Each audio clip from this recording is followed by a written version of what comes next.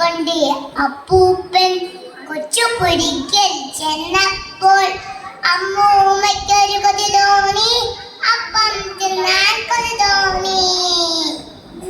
പച്ചരി വേഗം കുത്തിയിട്ട് ശർക്കര ചേർത്തു കലക്കിയിട്ട് ചുടുപരക്കും മുനപ്പം ചുട്ടു നിരുത്തി അമ്മൂമ്മ. ഹയ്യട ഹയ്യ നെയ്യപ്പം, വട്ടം വട്ടം നെയ്യപ്പം, സൗദൂറിടും നെയ്യപ്പം, മധുര ചക്കര നെയ്യപ്പം.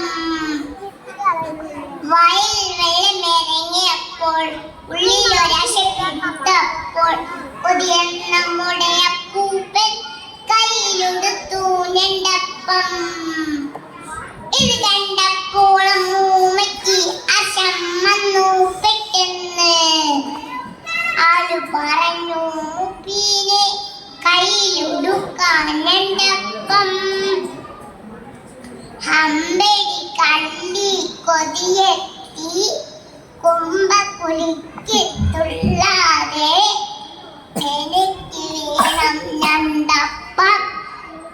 വാശി പിടിച്ചു അപ്പൂപ്പൻ. ഈ ചുട്ടത് അല്ലേ എനിക്ക് വേണം. വാശി പിടിച്ചു.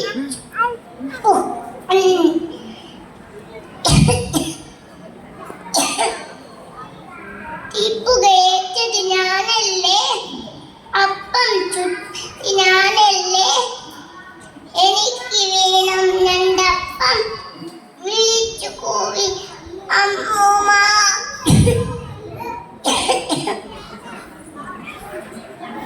ഇരുമരും അങ്ങനെ വാശിയിലായി, കാലിന് മുറുക്കി തടിപിടിയായി. അമ്മൂമ്മയ്ക്കൊരു കടി കിട്ടി, അപ്പൂപ്പൻ ഒരു കൈ കിട്ടി. ടിഷും ടിഷും കൊണ്ടപ്പോൾ അടിപിടി ഇടിപിടി മുത്തപ്പോൾ നല്ലൊരു കൊമ്പായി കണ്ടെത്തി നമ്മുടെ അപ്പൂപ്പൻ. ഒത്തിരി നേരം രണ്ടാൾക്കും കുത്തിയിരിക്കാമിണ്ടാതെ ആദ്യം മിണ്ടൽ കൊച്ചപ്പം, മറ്റേ ആൾക്കോനുണ്ടപ്പം. അമ്മൂമ്മയ്ക്കത് സമ്മതമായി, അങ്ങനെ തഞ്ചമെതിരായി. അപ്പം കൊണ്ടേടാക്കിയിട്ട് അങ്ങേ മുറിയിൽ വെച്ചിട്ട് വീട്ടുവരാത്ത രണ്ടാളും കുത്തിയിരുന്നു മിണ്ടാതെ. പെട്ടെന്നുള്ളിൽ അടുക്കളയിൽ തടുക്കുട്ടു എന്നൊരു ഒച്ച കേട്ടു. വിളി കേട്ടു. അയ്യോ, പൂച്ച ചതിച്ചല്ലോ.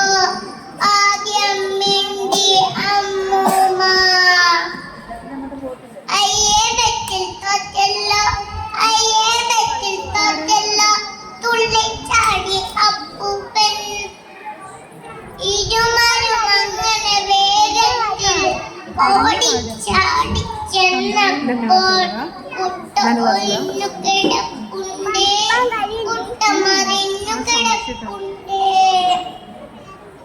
ഒഴിഞ്ഞ കുട്ടായി നോക്കിയിട്ട് ഒട്ടിയ വയറും തടവിട്ട് മെല്ലെ നടന്നു രണ്ടാളും പായ വിരിച്ചു കിടപ്പാനായി.